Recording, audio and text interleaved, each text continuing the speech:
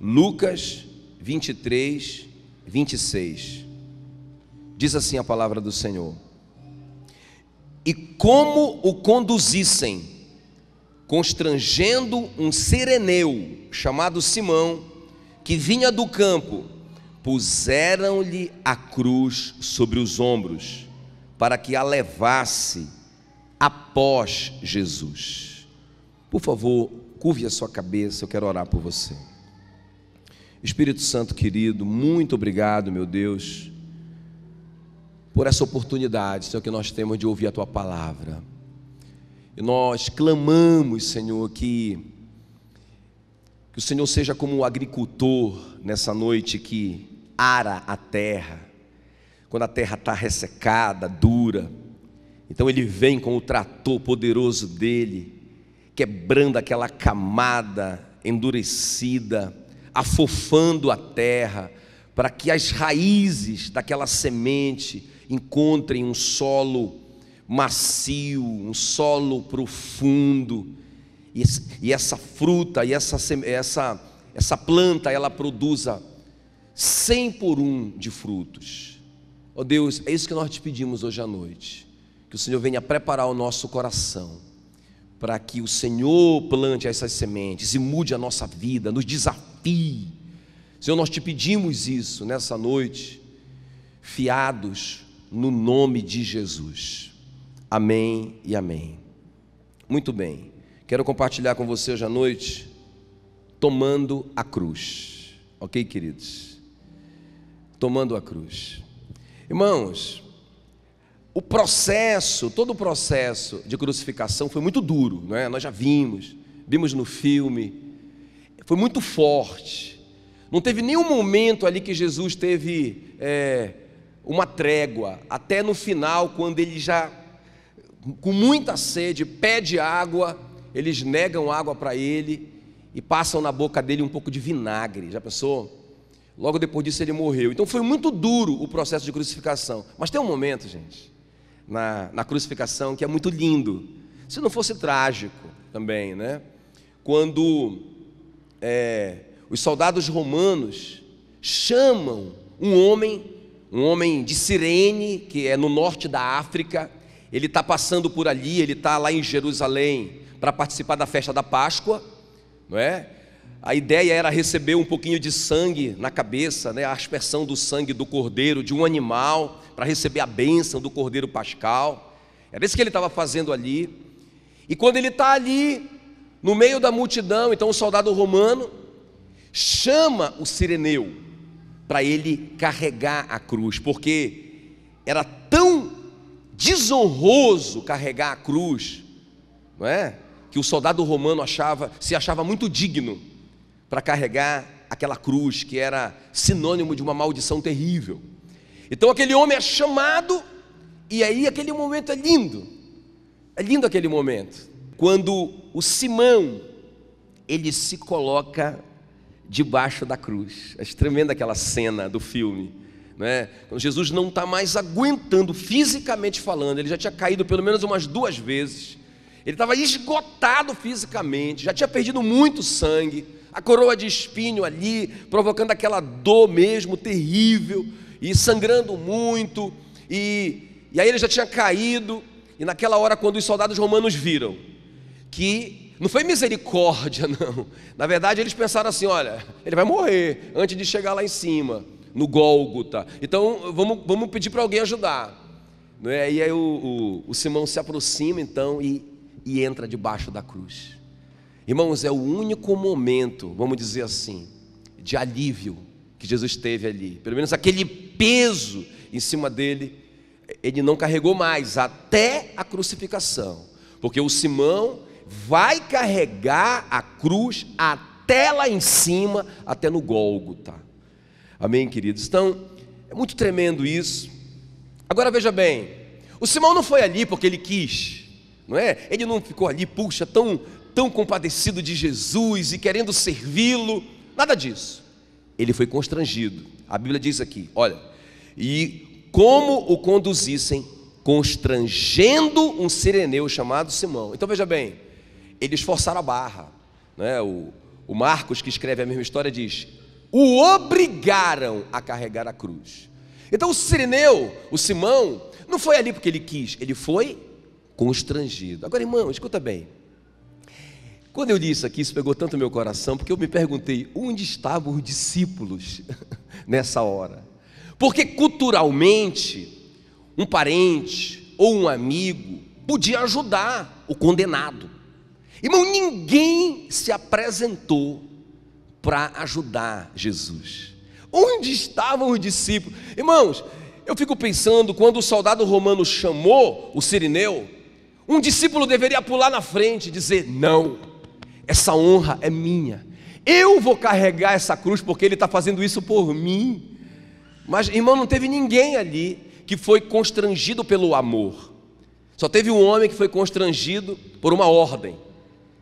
Eu fico pensando, puxa vida, alguém deveria ser constrangido pelo amor. O apóstolo Paulo diz em 2 Coríntios 5,14: o amor de Cristo nos constrange, não é? Deveria ter alguém ali tão constrangido com o que Jesus fez até aquele momento, que deveria ter realmente se colocado debaixo da cruz. Mas não teve essa pessoa.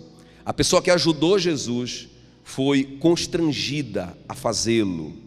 Ok, querido? Agora preste bem atenção no que eu vou te dizer aqui nessa introdução. Tomar a cruz significa pelo menos duas coisas, ok? Primeiro, é serviço, servir a Cristo. Porque, irmãos, ele precisava de ajuda, literalmente ele precisava de ajuda. Ele não estava mais aguentando, ele precisava cumprir aquele propósito para nos salvar do nosso pecado. Ele precisava chegar lá em cima, ser crucificado até o fim, porque a Bíblia dizia, era uma profecia: maldito aquele que for pendurado no madeiro. Ele tinha que subir, ele tinha que ser pendurado no madeiro, não tinha jeito. Então, irmãos, é tremendo isso, porque Jesus ali, ele precisa de ajuda, porque senão ele não vai cumprir o propósito. Então o que é tomar a cruz? É quando escuta bem, o Simão vinha passando, ele estava ali, o texto diz que ele vinha do campo, ele vinha do trabalho, e aí aproveitou para assistir aquela crucificação. Ou seja, o Deus Pai vai mudar a rota do Simão e vai colocar o Simão na rota do serviço, de servir a Jesus. Amém? E aí, irmãos, ele abre mão da rota dele, ele sai de rota para servir. Isso é cruz, ok? Quando a gente paga um preço, não é?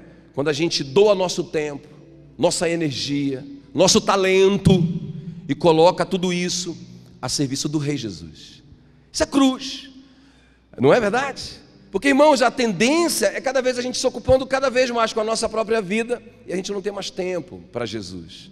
O Simão podia dizer: não, estou muito ocupado, não vou, né? Graças a Deus que ele foi. Nós vamos ver o que aconteceu na vida do Simão. Então, crucificação, vida de cruz é isso. Em primeiro lugar é se colocar debaixo. Vamos lá, Senhor, aonde é? Vamos lá, vou carregar junto contigo. Quem está comigo aqui? É serviço.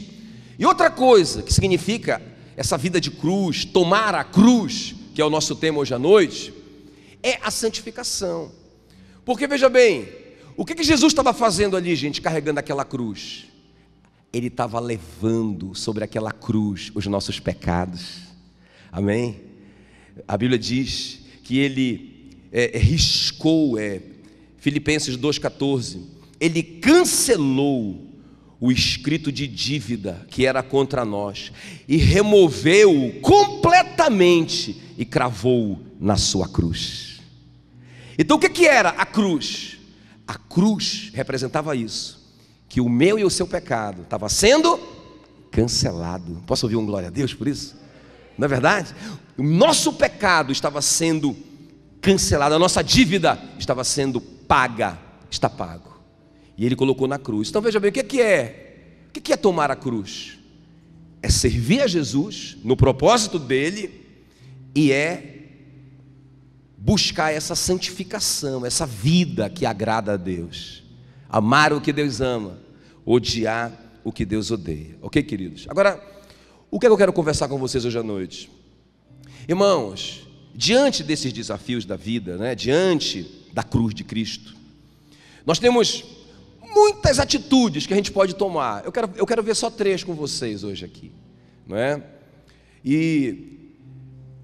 Como que a gente reage diante da cruz? O Simão foi constrangido. Tudo bem que ele não foi de boa, né?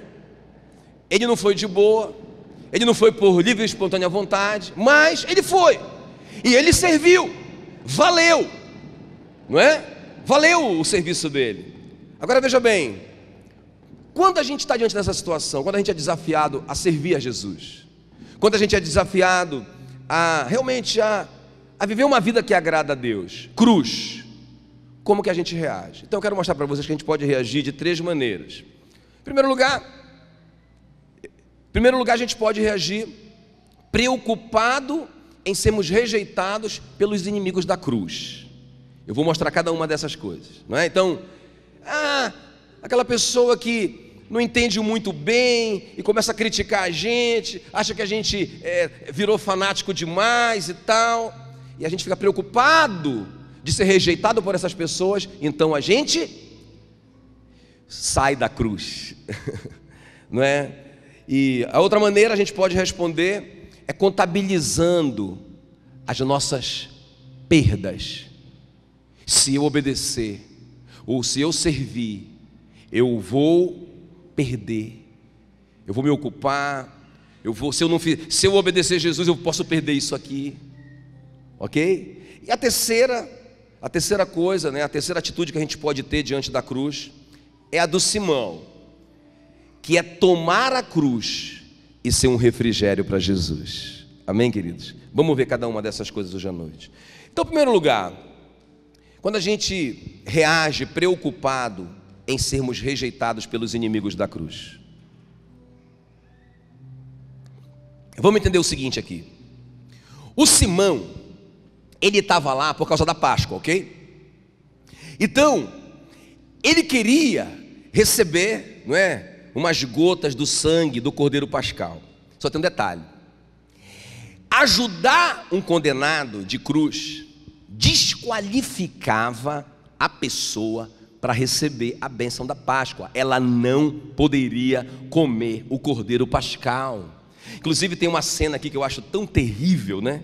Em João 18, quando Jesus é levado para o pretório, que era o quartel-general onde estava o Pilatos, e os líderes judeus não quiseram entrar no pretório. Por quê? Porque para eles não se contaminarem, porque senão eles não poderiam comer a Páscoa. O texto diz isso. Meu Deus, eles estavam matando o autor da vida, eles estavam cometendo um crime, uma injustiça terrível. Isso eles achavam que não desqualificava eles, não é? Isso eles não consideravam um pecado errado, mas entrar ali num lugar onde um romano estava, então contaminaria eles, não é? Essa mudança de paradigma, não é? O mundo de cabeça para baixo. O que é certo é tratado como errado, o que é errado é tratado como certo. Então veja bem, então o Simão e todas as pessoas que estavam lá tinham essa pressão. Qual que era a pressão? Se eu for tomar a cruz, eu não posso participar da Páscoa, não é? Aí a minha reputação vai para o beleléu. Aquele emprego que eu estava querendo, não é? Aquela pessoa já não vai mais querer me dar aquele emprego. Não, esse cara aí maldito, ele carregou a cruz. Isso aí está 100 anos de azar na vida dele. Olha, não dá esse emprego para ele não. Gente, escuta bem. Preocupado de ser rejeitado pelos inimigos da cruz. Aquelas pessoas que dizem assim: olha, você está sendo radical demais, não é? O apóstolo Paulo fala desses inimigos da cruz em Filipenses 3,18. Olha o que ele diz: são inimigos da cruz de Cristo as pessoas que o destino deles, as pessoas cujo destino deles é a perdição. O Deus deles é o ventre, a glória deles está na sua infâmia. Ou seja, o que eles festejam? O que é honra para eles? Aquilo que desagrada a Deus, infâmia. O que eles acham sucesso é o que Deus chora, não é? Meu Deus, são pessoas que mudaram os seus valores. Então, visto que só se preocupam com as coisas terrenas. Então, gente, os inimigos da cruz não são as pessoas de fora da igreja, necessariamente. Tem muito inimigo da cruz fora da igreja. Mas às vezes dentro da igreja tem pessoas com essas características, não é? Que só pensam no seu ventre, são egoístas. Eles comemoram o que Deus chora, não é? E eles só se preocupam com as coisas terrenas. Essas pessoas não aceitam a cruz, não é? Eles dizem para Jesus assim, olha, eles dizem para você e para mim assim: se és filho de Deus, desce da cruz. Foi isso que Jesus teve que ouvir. Os sacerdotes disseram: desça da cruz e nós vamos crer em ti. Ou seja, a pessoa diz assim mesmo: não, eu vou na igreja, eu vou na célula, eu vou, mas olha, não vem com esse negócio de não pode isso, não pode aquilo, não é? A pessoa quer servir a Jesus, mas não quer tomar a cruz. Aquele que não tomar a cruz não é digno de mim, ele disse. Aquele que não tomar a sua cruz não é digno de mim. Aquele que não tomar a sua cruz não pode ser meu discípulo. Então, irmãos, presta bem atenção. Será que nós estamos reagindo assim diante da cruz? Não é? Quando as pessoas dizem: isso é radical demais. Imagina uma pessoa que toma uma decisão, por exemplo. Irmão, pensa bem, pensa bem. Eu falo isso muito com meus filhos, né? E às vezes eu não digo para eles assim: olha, vocês não podem fazer isso, mas eu mostro para eles por que eles não podem fazer isso, né? Então, por exemplo, quer ver um exemplo? A Nogela, né? Ou a novela, né? É um novo nome, Nogela. Nogela. Porque, irmão, pensa bem, o que ensina, né, numa novela? O que se ensina? Meu Deus, adultério, homossexualismo, vingança, só princípio que vai de encontro à palavra de Deus, não é? Então, irmãos, se eu quero viver uma vida realmente que agrada a Deus, se eu quero tomar a cruz, eu não quero me contaminar com essas coisas, porque, meu irmão, pensa bem, Jesus carregou aquela cruz para me livrar do meu pecado, gente. Quem foi que matou Jesus? Foram os romanos. Foram os judeus. Não, foi o meu pecado. Puxa vida, agora eu estou limpinho, lavado com o sangue do Cordeiro, não é? Por tudo que Ele fez. E agora eu vou me sujar de novo. Não parece um desperdício? Não é verdade? Não parece que a gente está fazendo pouco caso do que Ele fez por nós? Meu Deus! Aí eu sento na frente de uma televisão e entra um monte de coisa no meu coração que vai de encontro à palavra de Deus. Então não é uma questão de proibir, irmãos, é uma questão de bom senso. O que fala contra o meu Senhor é contra mim. Não é verdade? Então, não é uma questão de ser radical demais. Não é. É uma questão de obedecer ou não obedecer a palavra de Deus. Amém. O que é a vida de cruz? É isso. É obediência. Obediência a Deus. Pensa bem comigo, gente. Veja se tem pé e cabeça uma menina que está virando mulher ainda com 15 anos. Tem um namorado, gente. Meu Deus.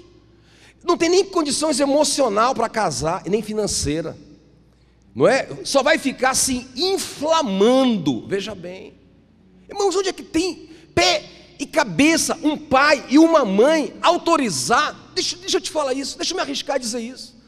Meu irmão, tem pé e cabeça uma mãe autorizar uma menina de 15 anos namorar? Não tem nem pé na cabeça, gente. Pelo amor de Deus. Entende o que eu estou falando? Eles não vão ficar lá conversando sobre a palavra de domingo, gente. Não vão, eles não têm maturidade para isso. Eles não vão ter maturidade para segurar a onda. É muito perigoso.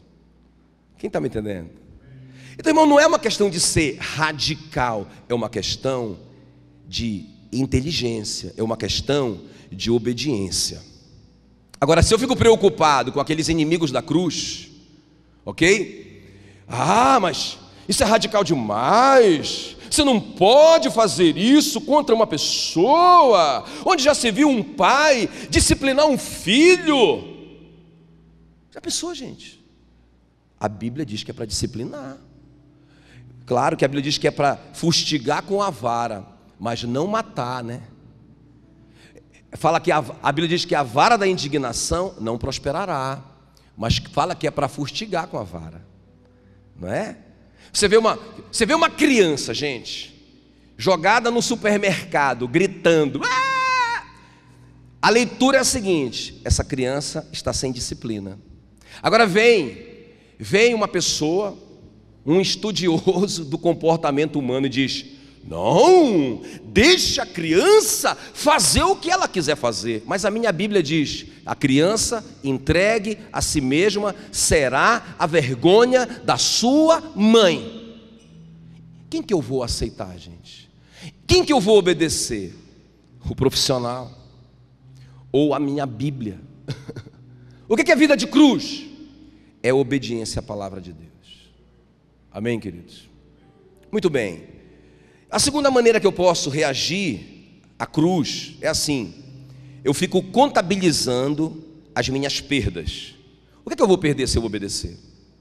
O que eu vou perder se eu servir a Jesus? Então veja bem, o Simão, ele faz essa conta, com certeza. Puxa vida, se eu for, estou fora da Páscoa, não é? Se eu for, vou perder o sanguezinho na minha cabeça, eu vou perder a minha bênção. Irmãos, escuta bem aqui, presta bem atenção. O que é que nós vamos perder por obedecer radicalmente o Senhor? Não é? Eu estava falando hoje de manhã que eu achei tão linda essa cena, né? Porque o Simão vai, ele aceita perder. Então quando eu vou, não é? Então ele vem, está fora da Páscoa, perdeu o emprego, que o cara estava lá olhando ele, né? O futuro patrão estava lá olhando. Tá fora, hein? Maldição, sai daqui da minha vida. Ele perdeu tudo. Mas irmão, pensa bem, todo mundo queria uma gotinha do sangue na cabeça. Quando o Simão se colocou debaixo da cruz, veio um balde de sangue do único Cordeiro de Deus autorizado para tirar o pecado do mundo. Meu Deus do céu. Então toda vez que a gente se aproxima da cruz, a gente se aproxima do sangue. Eles o venceram pelo sangue do Cordeiro e pela palavra do testemunho que deram, que mesmo em face da morte, não amaram a própria vida, não é? Então veja bem, quando vem uma situação dessa na minha vida, para eu decidir, se a minha escolha for a cruz, eu me aproximo do sangue. Amém, queridos? O Simão ficou todo, irmãos, Jesus estava ali junto com ele, e Jesus tocava nele, ele ajudava Jesus para Jesus não cair, não é? E aquela tribulação, ele tocava no Senhor, ele viu os olhos de Jesus na vida dele. Irmão, deixa eu te falar uma coisa: o Simão nunca mais pôde ser o mesmo. Eu sei que esse homem, eu sei que ele virou um crente fervoroso, não é? Eu sei, porque meu irmão, é impossível o que ele viu, veja bem, porque depois daquilo ali, ele vai ver Jesus sendo massacrado pelos homens, ele vai ver Jesus orando por aqueles homens que o maltrataram. Eu penso que ele não conseguiu entender. Ele olha para Jesus, gente, ninguém viu tão de perto como Simão, ninguém foi tão abençoado quanto aquele que tomou a cruz de Cristo. Ele viu tudo.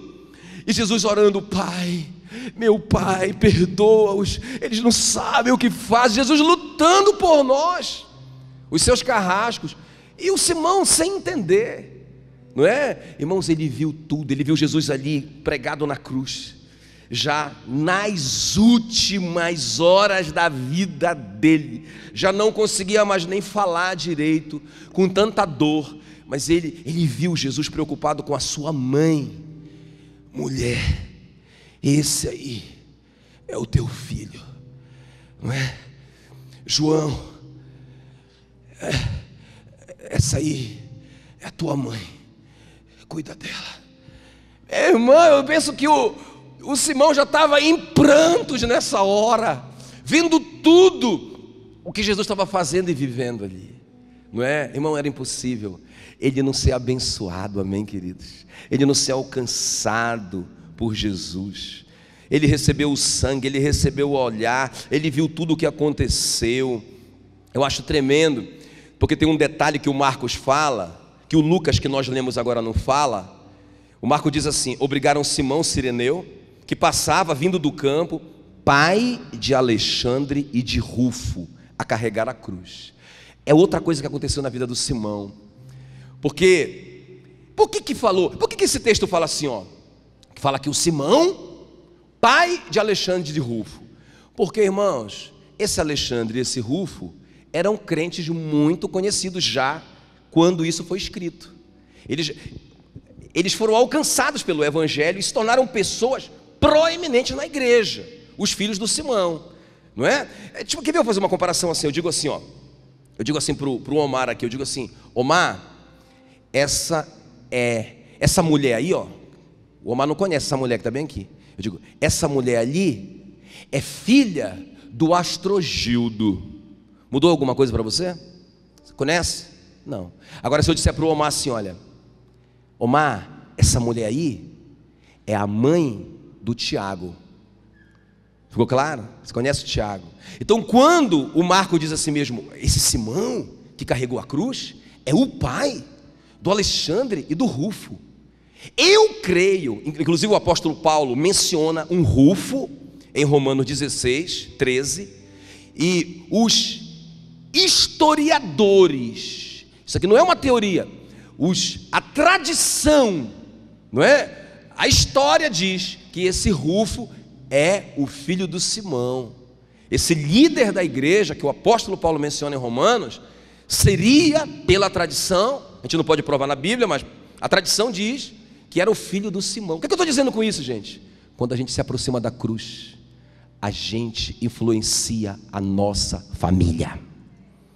Amém? Eles estão vendo a nossa vida. Irmãos, eles não estão vendo a nossa religião. Isso não importa. Eles não estão vendo. A hipocrisia não alcança o coração deles. Mas se eles verem a gente querendo seguir a Jesus, se eles estão vendo a gente realmente escolhendo a cruz, gente, não vai ter outro jeito. Eles vão amar o Senhor. Quem está me entendendo? Eles vão querer servir o Senhor. Eles vão querer se santificar, porque eles vão aprender que isso é importante.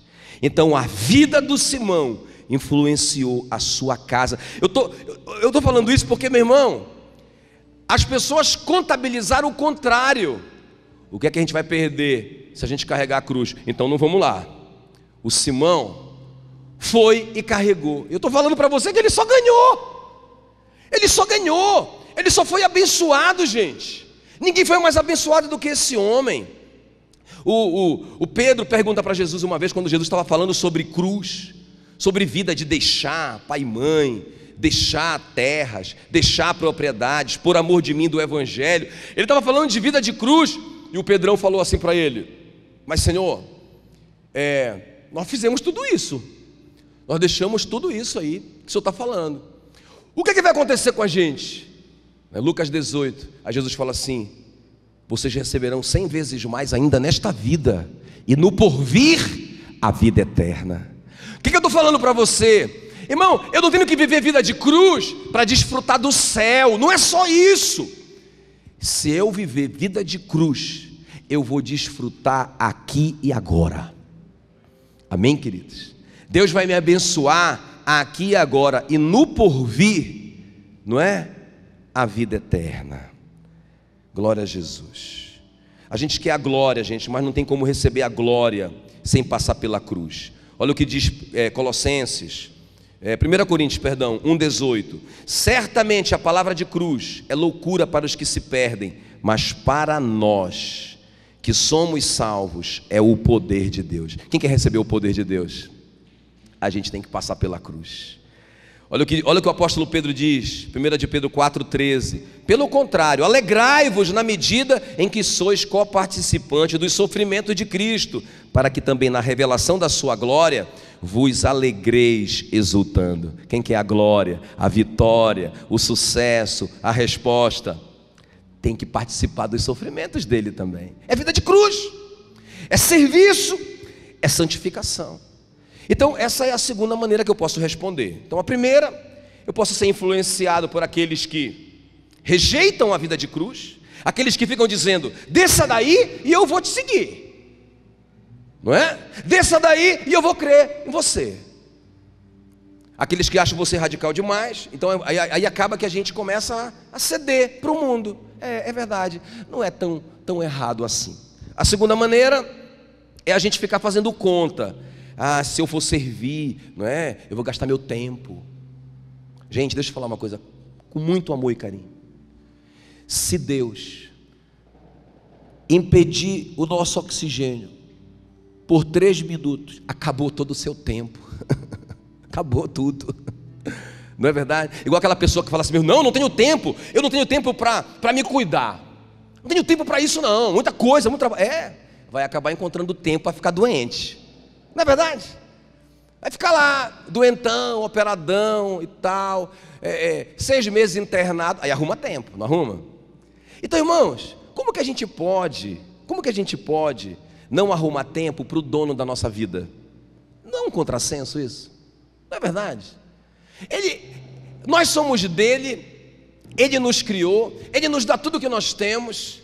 Como que eu posso dizer que eu não tenho tempo para ele? Irmão, já pensou, eu fico pensando nisso. Já pensou? Se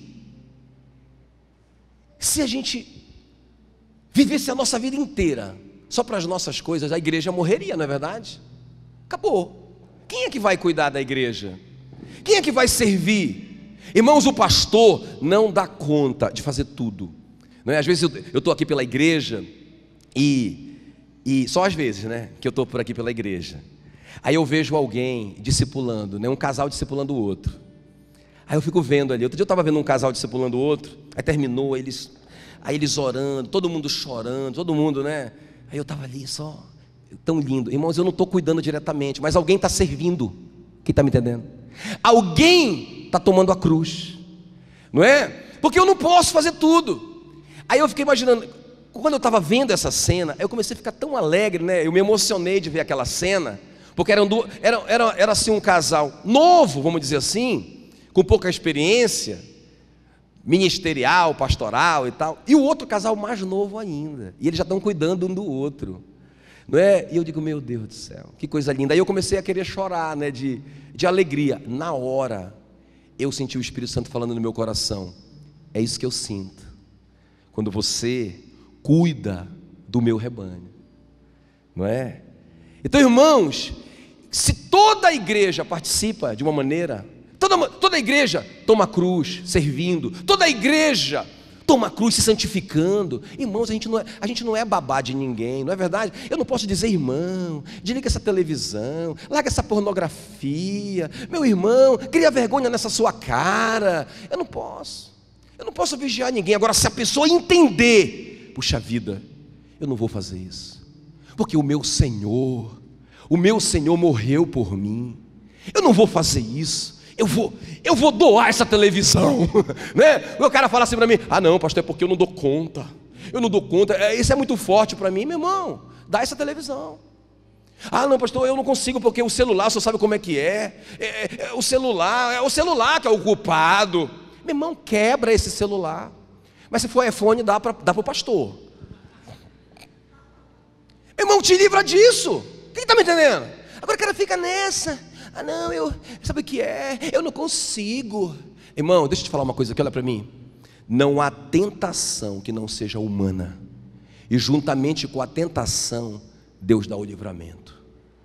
O que a Bíblia diz? Não há tentação que não seja humana. O que quer dizer isso? Escuta bem. Quer dizer, porque as pessoas estão assim muito espiritualizando o pecado, né? Senhor, me livra desse pecado. Não funciona, porque a vitória contra o pecado é humana. Quem está me dizendo? Quem está me entendendo? Diga comigo, a vitória contra o pecado é humana. Não há tentação que não seja humana. Essa é a vida de cruz. Eu tenho que pagar o preço. Se fosse assim, Deus vem, tchum, ai, eu não tenho vontade de pecar, eu não tenho vontade de fazer nada errado, não é? Eu não sei o que aconteceu comigo, meu Deus, eu sou um anjo. Não é assim. Por isso que eu tenho que tomar a minha cruz. Amém, queridos? A não ser que você dá uma olhadinha aqui atrás. Se estiver nascendo uma asa, aí você é a exceção. Mas, irmãos, a gente não tem que contabilizar as perdas, a gente tem que contabilizar as bênçãos. E terceiro e último lugar para a gente orar, presta bem atenção. Tomar a cruz é a terceira atitude, não é? Tomar a cruz e ser um refrigério para Jesus. Irmãos, eu posso ser influenciado pelos inimigos da cruz, eu posso ficar fazendo conta do que eu vou perder, ou eu posso simplesmente tomar a minha cruz e aliviar a dor e o coração de Jesus. Esse texto que nós lemos: constrangeram um sirineu chamado Simão, que vinha do campo, puseram-lhe a cruz sobre os ombros para que a levasse após Jesus. Como eu disse, foi o momento de alívio da crucificação. Agora deixa eu dizer uma coisa aqui, olha para mim, presta bem atenção, escuta bem.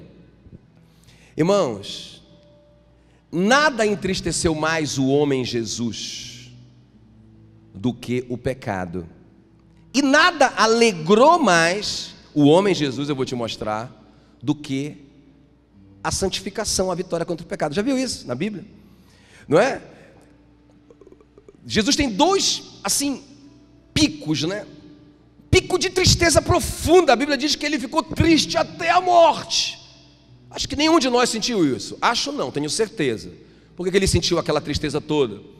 Porque o pecado da humanidade estava sobre ele. E porque naquela hora o pai estava dizendo para ele: filho, daqui para frente você fica sozinho. Porque a Bíblia diz que o nosso pecado faz separação entre nós e o nosso Deus, não é? Isaías capítulo 59. Então naquele momento Deus Pai teve que deixar o Filho. Por isso que ele disse: Deus meu, por que me desamparaste?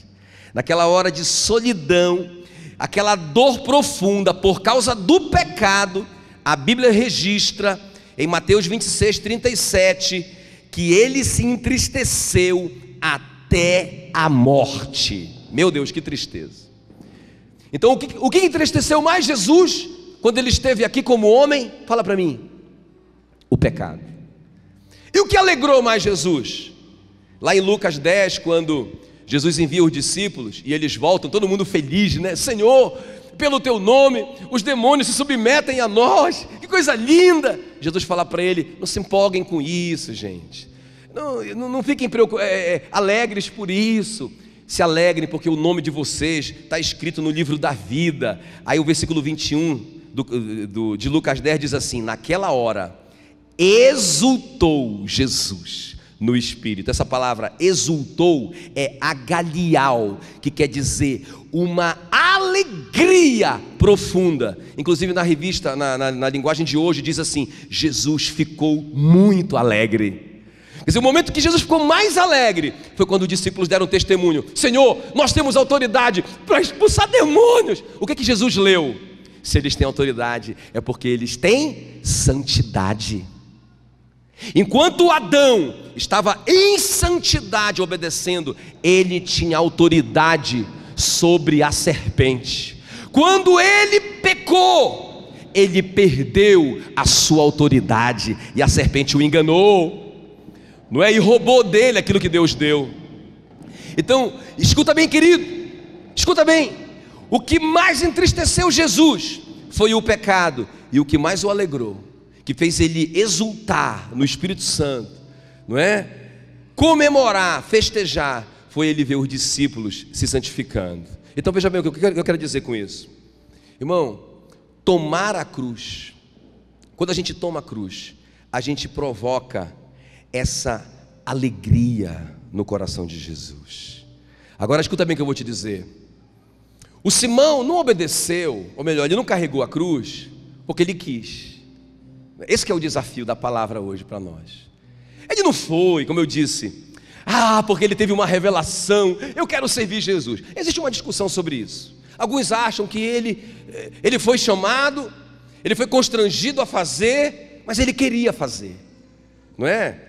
Às vezes o Marcos está aí querendo me ajudar em alguma coisa, querendo me servir, querendo tocar aqui, que ele é músico. Aí eu digo: Marcos, toca uma música para mim. Ele vem correndo.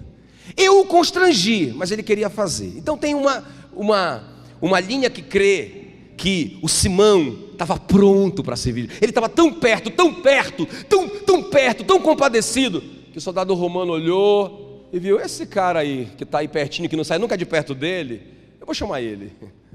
Não é? Eu acho interessante, eu gosto disso. Então veja bem, mas irmãos, o que eu quero dizer para você é que a gente não precisa ser constrangido dessa maneira. Está entendendo? A gente não precisa ser constrangido dessa maneira para tomar nossa cruz. A gente deveria ser constrangido pelo amor, pelo que Ele fez por nós, não é? E a gente vem porque eu quero carregar a cruz, por favor. Irmão, na verdade deveria ter uma briga naquela hora ali, 12 pessoas lutando uma com a outra para carregar a cruz, 12 discípulos, não é? Naquela altura eram 11, não é? Mas eles deveriam estar: não, eu, João, não, Tiago, sou eu. Eles não aparecem nessa história. Então, o que o Espírito Santo falou comigo é assim, gente: não precisa a gente ser constrangido, não é? Irmãos, foi isso que pegou meu coração quando Deus me deu essa palavra. Às vezes, né, eu vejo os pastores, nós líderes, constrangendo a igreja a fazer algo, não é?